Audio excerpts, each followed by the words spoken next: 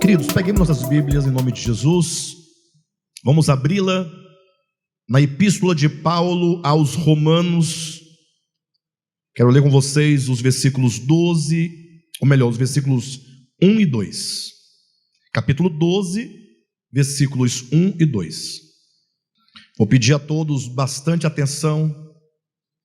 Volte agora toda a sua mente, o seu coração, sua alma, para o que nós falaremos. Que você esteja aqui não somente de corpo presente, mas que você esteja totalmente voltado e focado nas palavras dessa noite.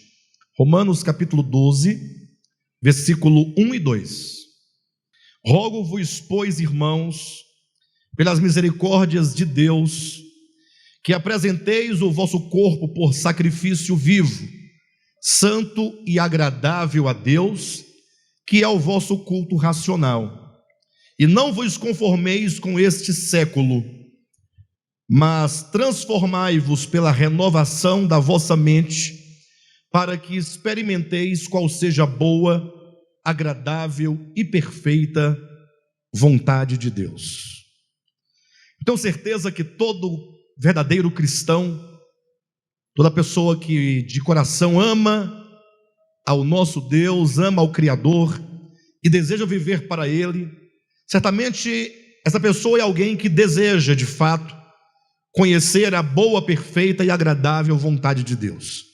Lógico que quando o apóstolo diz para que conheçamos a vontade de Deus, que é boa, que é perfeita e agradável, não significa apenas um conhecimento intelectual, mas certamente é um conhecimento do coração.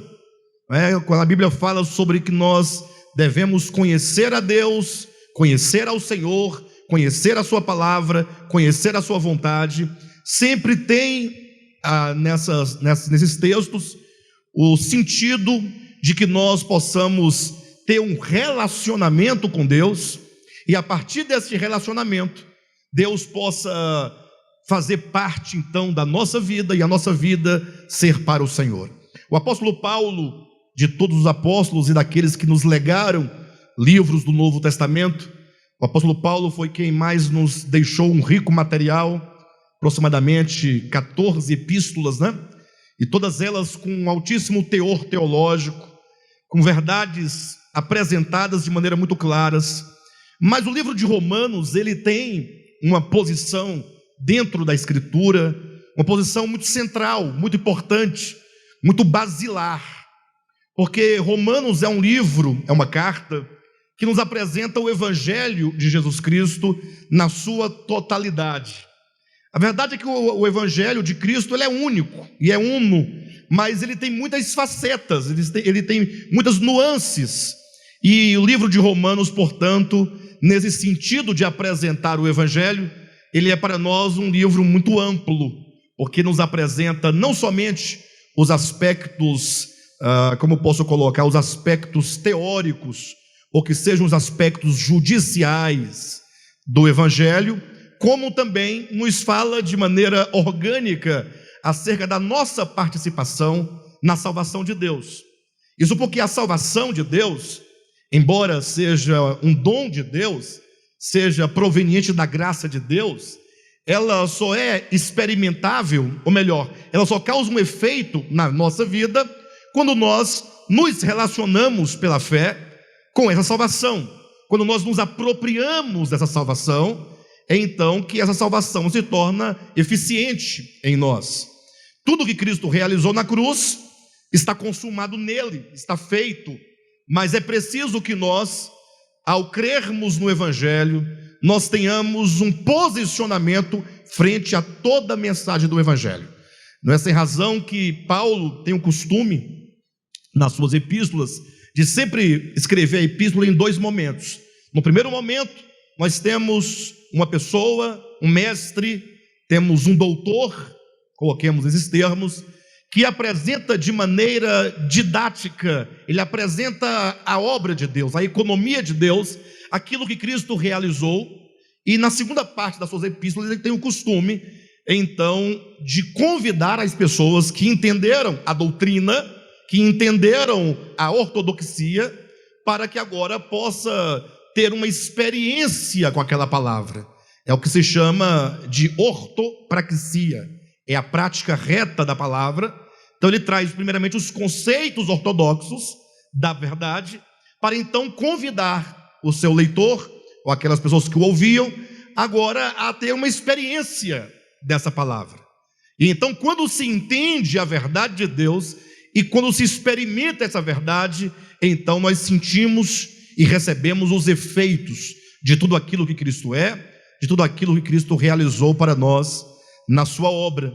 E esse texto que nós acabamos de ler, Romanos capítulo 12, versículos 1 e 2, é exatamente nesta porção em que o apóstolo Paulo, ele começa aqui a parte prática, né? Quando ele diz: rogo-vos, pois, irmãos, pelas misericórdias de Deus. Então, quando ele diz rogo-vos, pois, esse pois é portanto, em razão de tudo que foi dito anteriormente, do capítulo 1 até o capítulo 11, todas essas verdades, diante de tudo que nós ouvimos, eu agora faço a todos vocês um rogo. Esse rogo apostólico é um apelo, é um convite, é um chamado. Não é um apelo, como se costuma pensar ou fazer, para chamar as pessoas descrentes para que elas creiam no Evangelho. Não, aqui é um apelo, é um convite para que os crentes entendam aquilo que eles são em Cristo. É um apelo para que cada um que já creu no Evangelho possa se apropriar dessas verdades. Eu tenho certeza que toda a nossa necessidade, ela passa por esse aspecto, a necessidade de nos apropriarmos cada dia mais do Evangelho de Jesus Cristo, para que não sejamos cristãos nominais, para que não sejamos cristãos infrutíferos, para que não sejamos cristãos vazios, para que não sejamos cristãos levados de um lado para o outro por ventos de doutrinas, para que tenhamos uma fé sólida, uma fé atuante, uma fé que possa de fato e de verdade fazer a diferença em nossas vidas. E Paulo, portanto, começa dizendo assim: rogo-vos, pois, irmãos, pelas misericórdias de Deus, que apresenteis o vosso corpo por sacrifício vivo, santo e agradável a Deus, que é o vosso culto racional. É como que Paulo dissesse: olha, se você é alguém que crê no Evangelho, se você é alguém que ouviu a palavra do Evangelho e se identificou com essa palavra, crendo no Cristo crucificado e ressurreto, então este Evangelho que você diz que crê, e esse Evangelho no qual você crê, ele te convida no primeiro momento para que você possa entregar a Deus a sua vida. Quando diz: rogo-vos, pois, que apresenteis por sacrifício vivo, santo e agradável a Deus, o vosso corpo, o apóstolo Paulo está usando aqui uma linguagem, uma figura do Antigo Testamento. Quando nós lemos as páginas lá do Antigo Testamento, vamos encontrar muitas e muitas vezes falando sobre o sacrifício. Nós sabemos que há vários tipos de sacrifícios que lá no Antigo Testamento se oferecia a Deus. Havia os sacrifícios pelos pecados, que era o sacrifício no lugar do pecador, uma oferta com um valor redentivo, mas também havia as ofertas de gratidão, ofertas de amor, era o sacrifício de adoração a Deus. Então o apóstolo Paulo diz: olha, a vida cristã, ela não consiste meramente em que se faça algumas coisas para Deus, mas a vida cristã consiste em que você não somente dê a Deus uma oferta, não somente você cante canções de louvor e de adoração a Deus, mas vida cristã, sobretudo, é que você próprio seja a Deus uma oferta, que a sua vida pertença a Deus. É verdade que nossas vidas pertencem a Ele, todos nós sabemos disso, e aqueles que não concordam e acham que nossas vidas não pertencem a Deus, não tem problema, a sua vida continua pertencendo a Ele, não é? Porque Ele é o Criador de todas as coisas. Mas quando eu digo que nós devemos pertencer a Deus, é no sentido da nossa consciência, de nós entendermos que o Senhor nos convida a sermos entregues a Ele, para que a nossa vida toda, como eram feitos os sacrifícios, pegava-se o animal, pense você, E agora esse animal era colocado sobre o altar. Quando dizia que o animal estava posto sobre o altar, o sentido espiritual de estar sobre o altar é o sentido do pertencimento. Em outras palavras, enquanto o animalzinho estivesse no campo, estivesse no pasto, estivesse no rebanho, ele era apenas um animalzinho qualquer.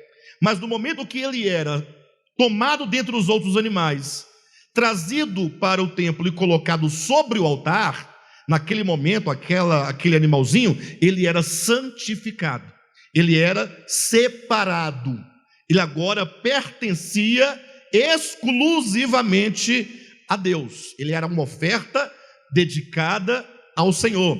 Este animal era imolado, e não somente era imolado, mas todas as suas partes eram decepadas, cortava-se a cabeça, os apêndices, separava, tirava as vísceras, tudo era colocado separadamente sobre o altar, e ali era queimado, e ali aquela fumaça subia, e é dito que subia com um aroma agradável ao Senhor. Mas por que o sacrifício era colocado deste modo?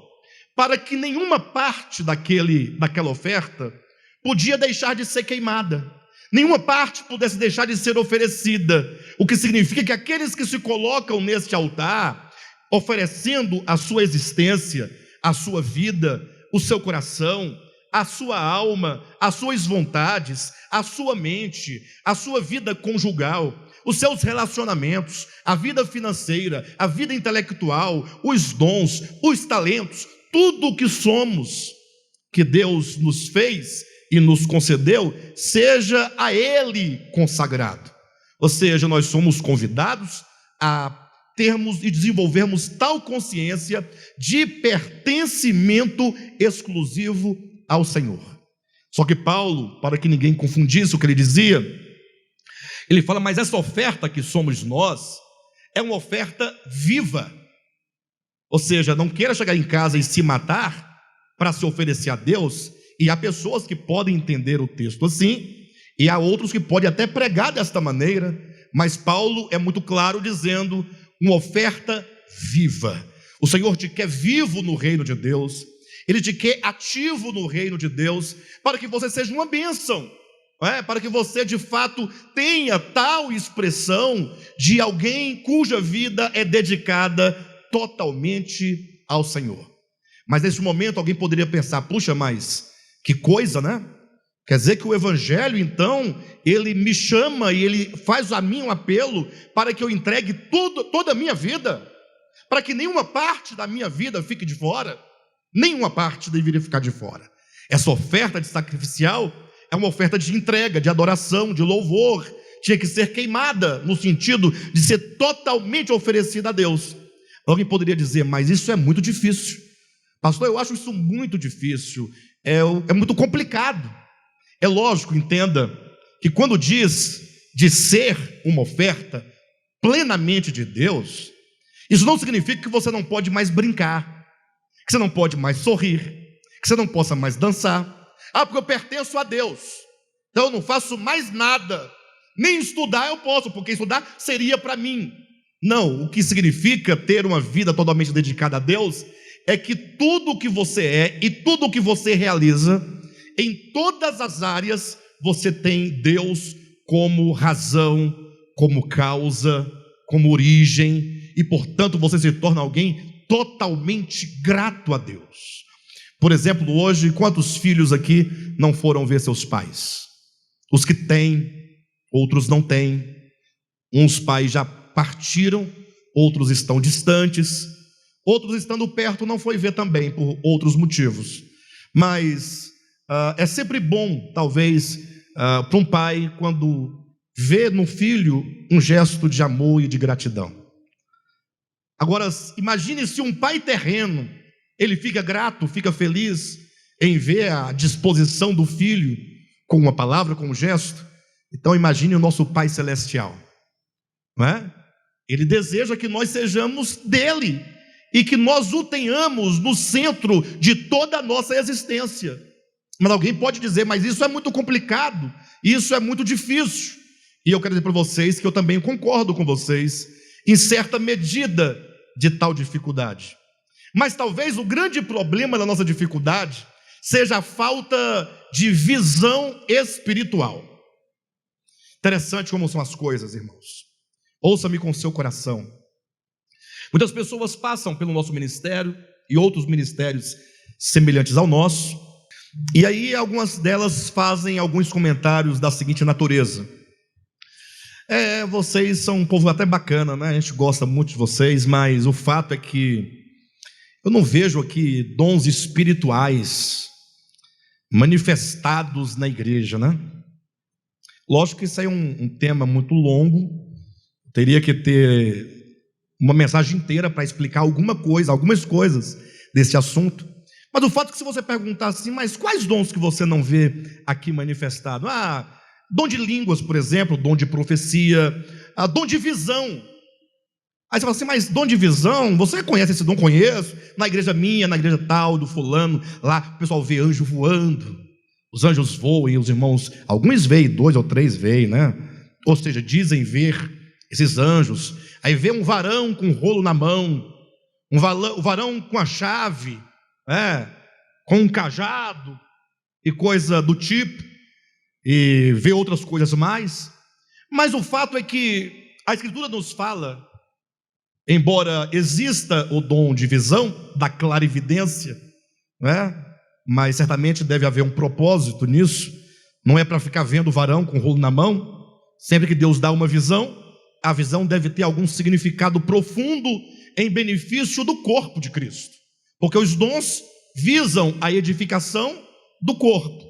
Se é suposto dom manifestado e esse dom não traz nada, não acrescenta, não agrega nada ao corpo quanto à sua edificação, então esse dom ele está fora de propósito, portanto não deveria nem ao menos ser usado. Mas de todo modo, a Escritura fala de visão espiritual, de ter os olhos do coração abertos para compreender verdades profundas. Eu sei que é muito difícil ter esse padrão de uma vida entregue e consagrada no altar de Deus e para Deus, mas essa impossibilidade ou essa dificuldade, digamos, ela acontece quando falta-nos visão espiritual acerca de Deus, acerca de nós mesmos, acerca da nossa história com Deus.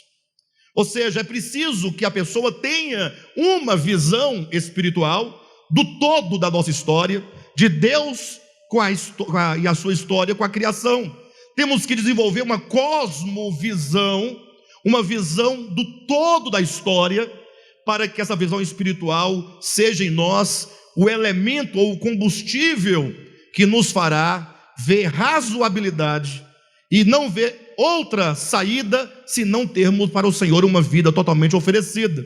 Quando Paulo diz: rogo-vos, pois, irmãos, pelas misericórdias de Deus, que apresenteis o vosso corpo por sacrifício vivo, santo e agradável a Deus, que é o vosso culto racional. Olha essa palavra racional, ou seja, é um culto razoável, que passa pela sua razão, que passa pela sua consciência, que passa pelo seu conhecimento. Ou seja, você está tomado de uma visão interior, de uma visão fundamental da cosmovisão de Deus, da sua história. Somente quando se tem tal entendimento espiritual, e talvez ao cabo dessa ministração você intelectualmente compreenda essa cosmovisão que eu vou apresentar para vocês, mas talvez não tenha a visão no coração. Razão porque nós devemos orar ao Senhor. Sempre que ouvirmos a sua palavra, devemos ouvir a palavra, acolher a palavra, devemos crer na palavra, devemos meditar na palavra e, sobretudo, devemos orar a palavra. A palavra colocada em oração. Se você ler, por exemplo, as muitas orações, leia depois as Escrituras, oração tanto no Antigo Testamento quanto no Novo, o conteúdo da oração era exatamente aquilo que Deus havia dito. Senhor, como está escrito, aí falava assim, assim, assim. Então, os profetas e apóstolos, eles oravam o conteúdo das Escrituras, as promessas de Deus, e nós não podemos fazer diferente. Devemos orar a palavra, para que aquilo que os irmãos intelectualmente compreenderem, possa ser assimilado como uma visão no seu coração. Por isso que Paulo diz assim, acompanhe: rogo-vos, pois, irmãos, pelas misericórdias de Deus. Ou seja, ele apresenta um motivo, ele apresenta um fundamento. E não somente ele roga pela misericórdia de Deus, mas ele roga pelas muitas misericórdias, está no plural.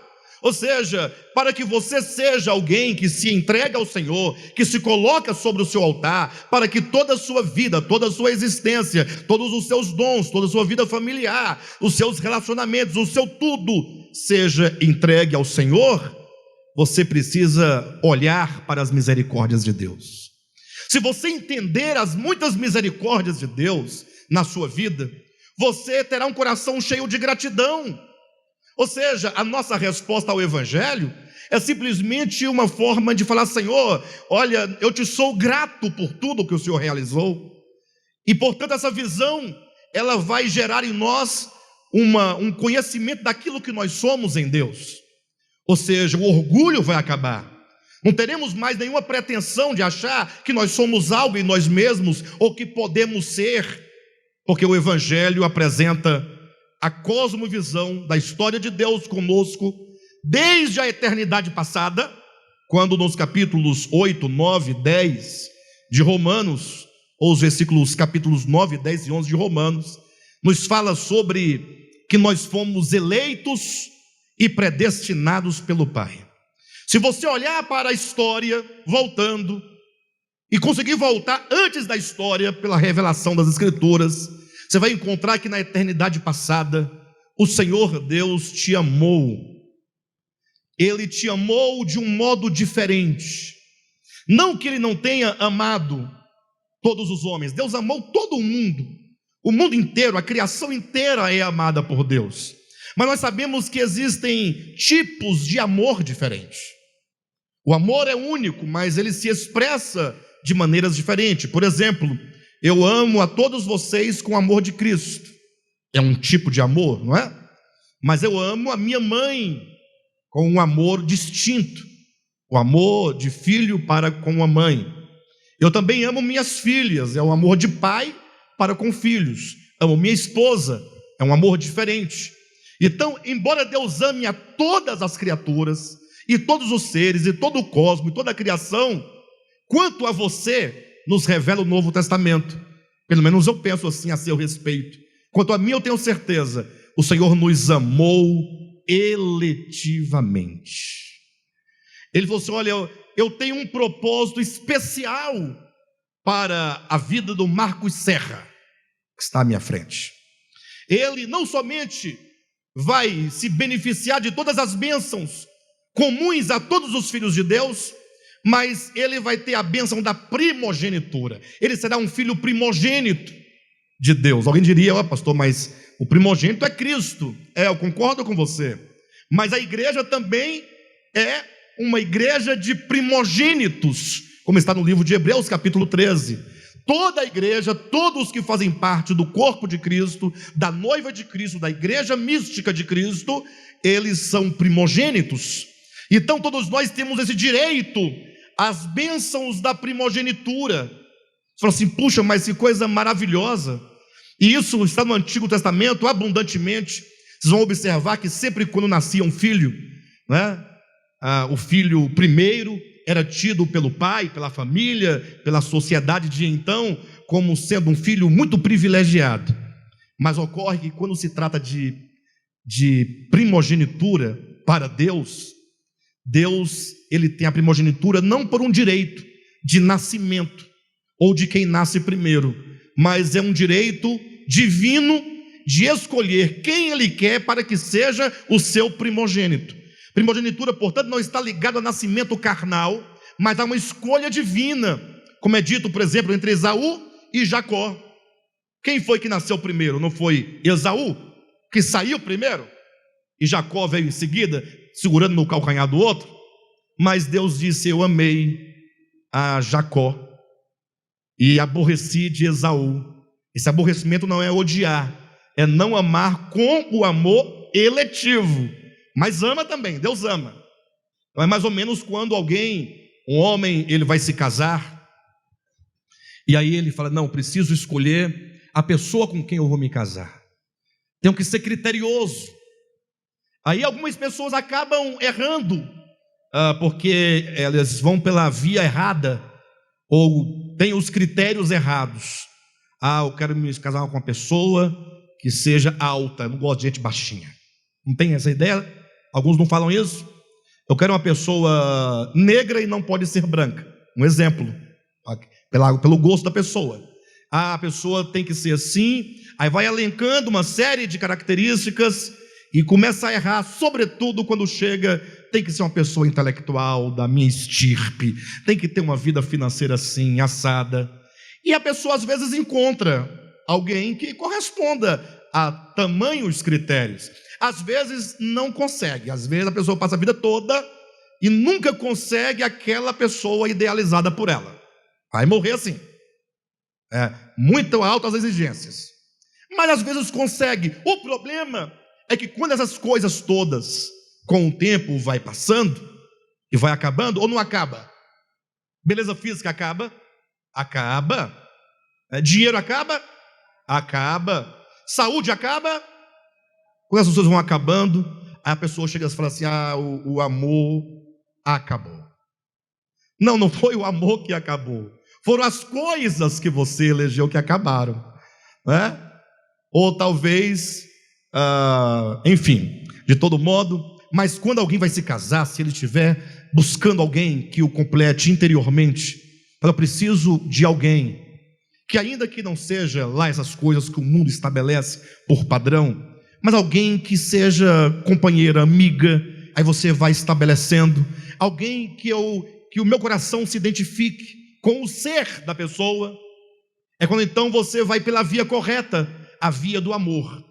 Aí você ama aquela pessoa, você se casa com aquela pessoa, e essa pessoa nunca acaba, ela só aumenta, ganha dimensões, porque ela é um ser.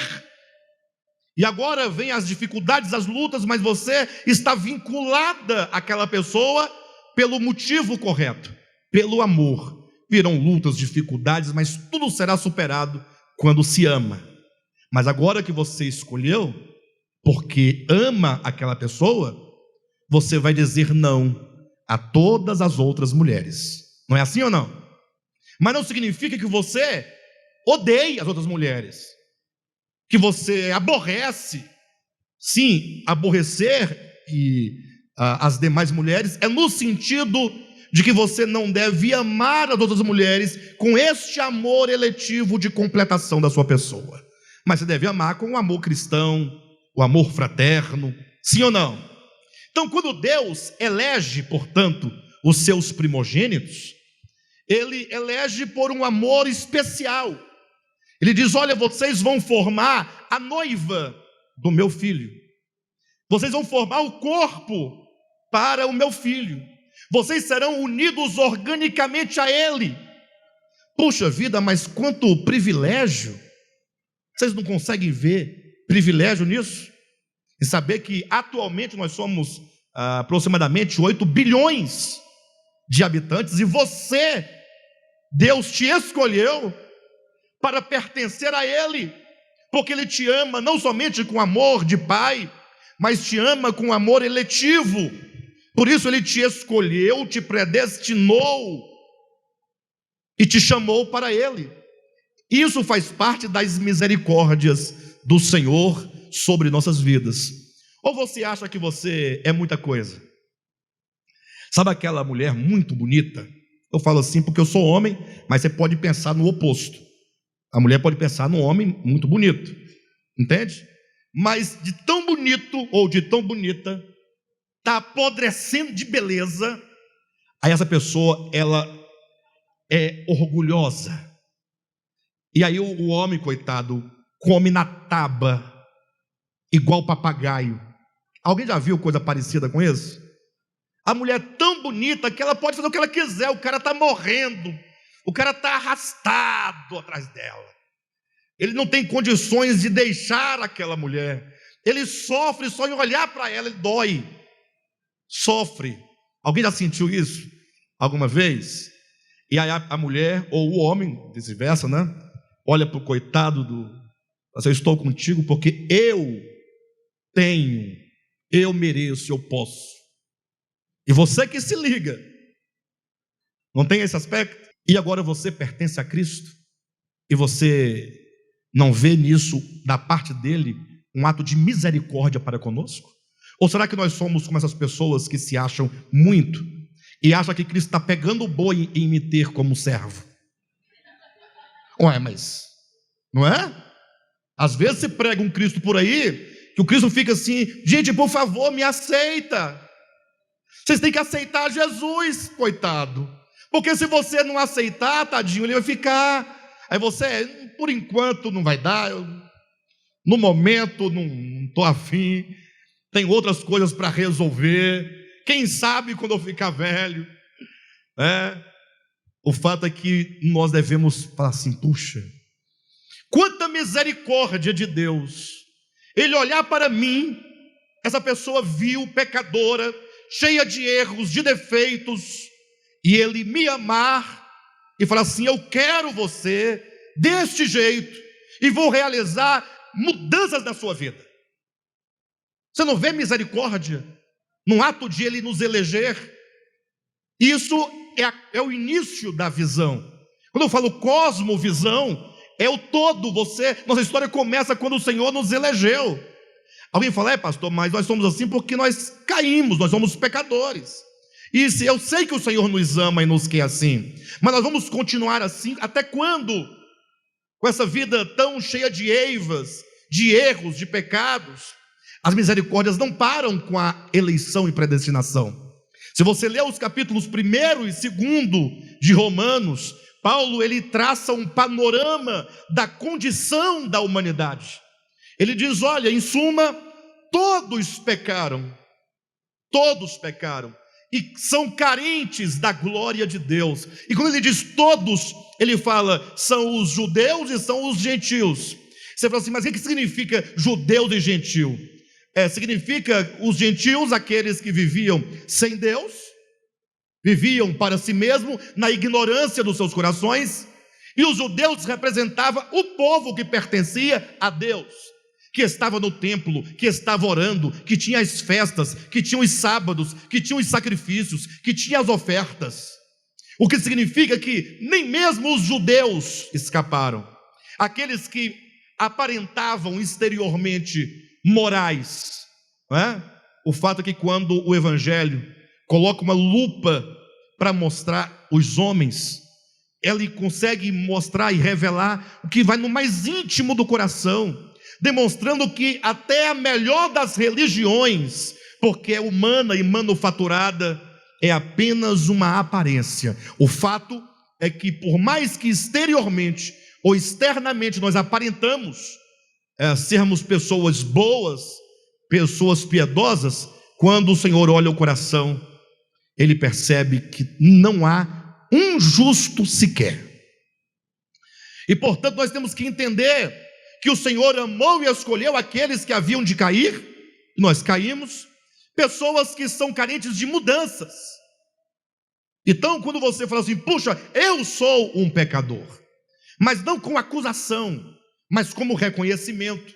Se nós não tivermos um reconhecimento daquilo que nós somos, nós nunca vamos poder nos consagrar ao Senhor, porque você não vai ter ideia da dimensão das misericórdias de Deus.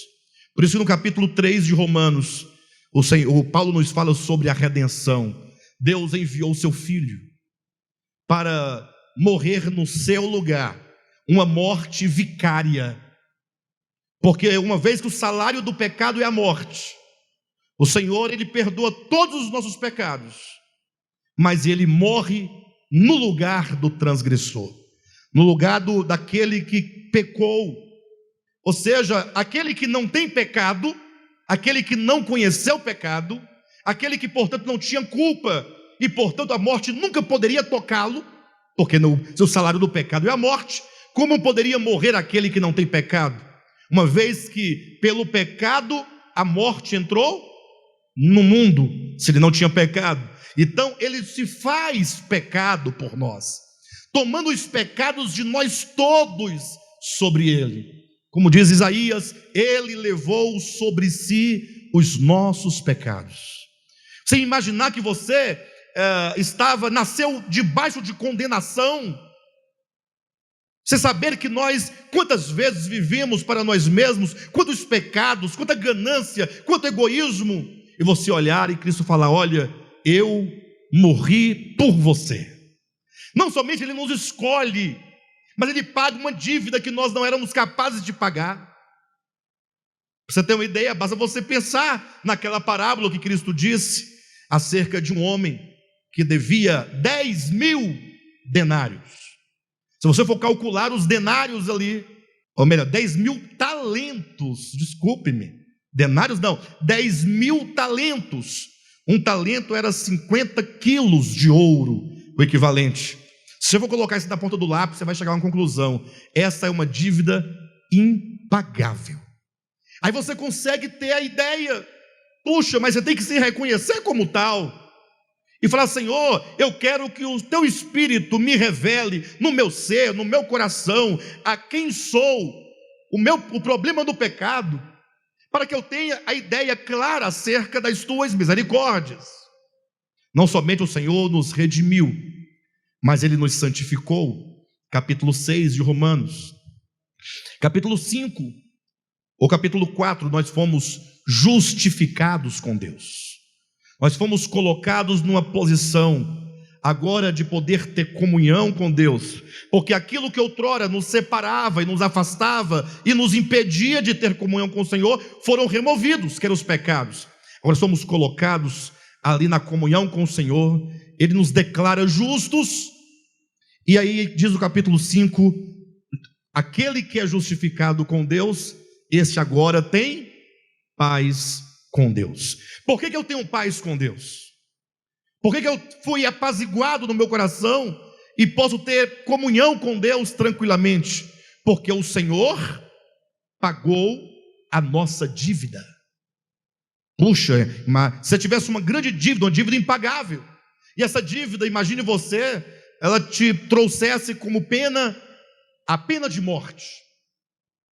Imagine você na fila e você chegando sua vez, uma dívida impagável, e aí de repente vem alguém e fala: não, para, sua dívida será paga agora, e paga a sua dívida. Como é que você se sente no coração agora? Sai o peso, o medo, a angústia, a ausência de paz. Agora você é tomado por uma paz que excede todo o entendimento. Justificados, pois, temos paz com Deus por meio de Jesus Cristo.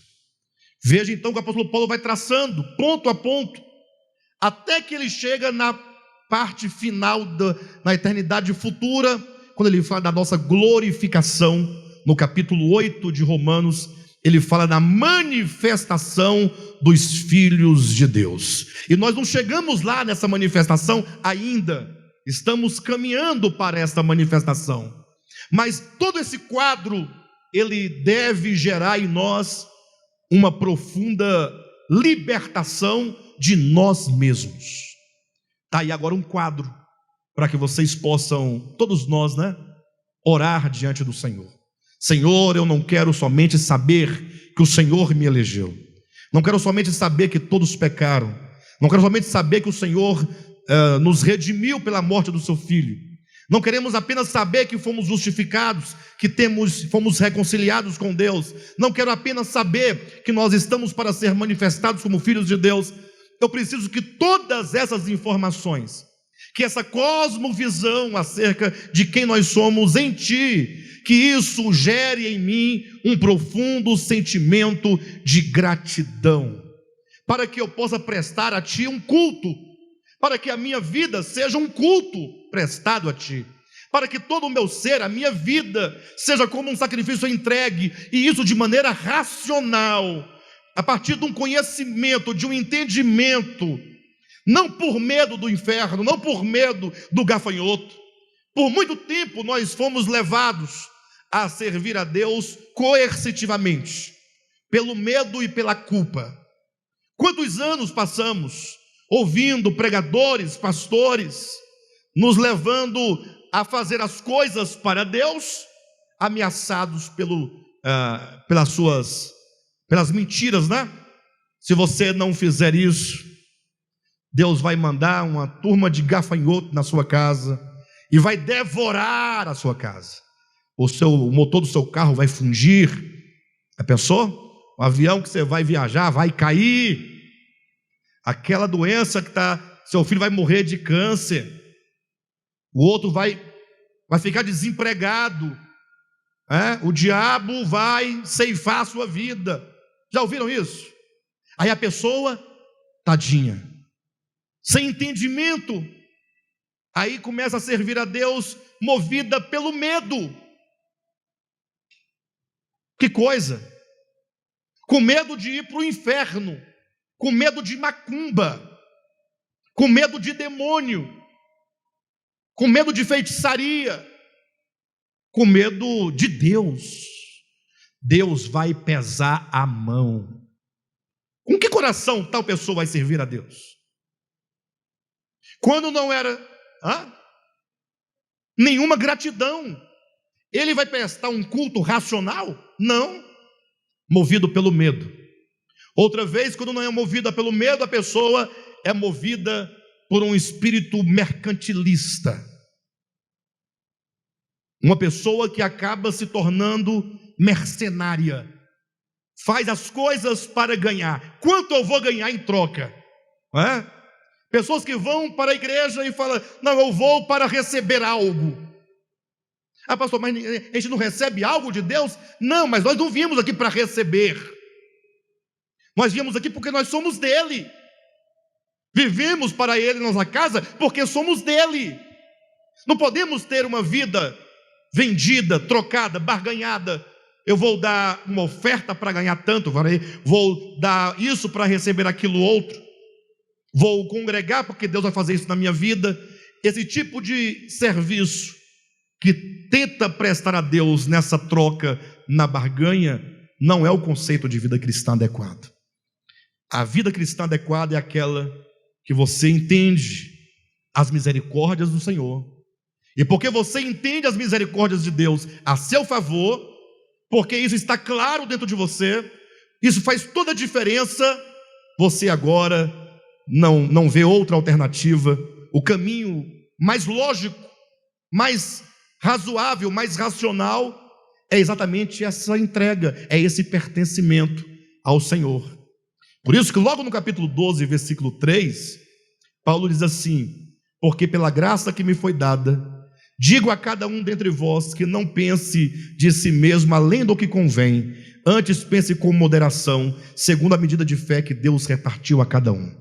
Agora, nesse serviço a Deus, cada um deve viver não querendo ser algo além, mas sempre pensando com moderação acerca de si mesmo. O Senhor te chamou, você está no corpo de Cristo. Qual a sua tarefa? Qual a sua função? Você está aqui para servir. Os dons espirituais que você tem é para que você seja um membro útil ao Senhor. E portanto, embora você receba todos os benefícios de todos os membros, o que é natural, mas o membro, enquanto membro, ele se entende, por causa das misericórdias de Deus, se coloca nesse altar, ele entende: eu estou aqui, eu existo para servir a Deus, para servir aos homens, com os meus dons, com os meus talentos, sempre pensando com moderação acerca de si mesmo, não querendo ser o que não é. Versículo 9 em diante do capítulo 12, fala do amor que seja sem hipocrisia. E esse é o significado de uma pessoa cuja vida é oferecida a Deus no seu altar. Detestai o mal apegando-se ao bem, amai-vos cordialmente uns aos outros, com amor fraternal, preferindo-vos em honra uns aos outros. No zelo não sejais remissos, sede fervorosos de espírito, servindo ao Senhor. Regozijai-vos na esperança, sede pacientes na tribulação, na oração, perseverantes.